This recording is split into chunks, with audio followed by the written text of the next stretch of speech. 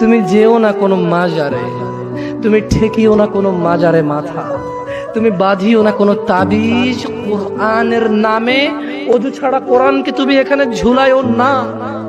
তুমি মহিলাদের মাসিক অবস্থায় কোরআনকে ঝুলাইও না। কোরআনুল কারীম এই তুচ্ছ কাজের জন্য আসেনি, শিফাউল লিল মুমিন।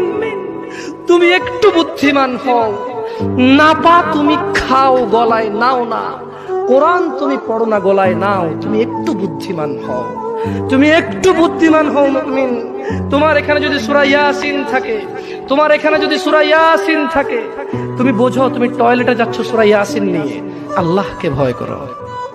আমি কি অনেক খারাপ কথা বলেছি?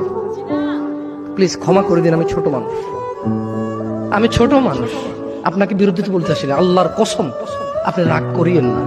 ধরেন সূরা রহমান আপনি হাতে রাখলেন, টয়লেটে গেলেন,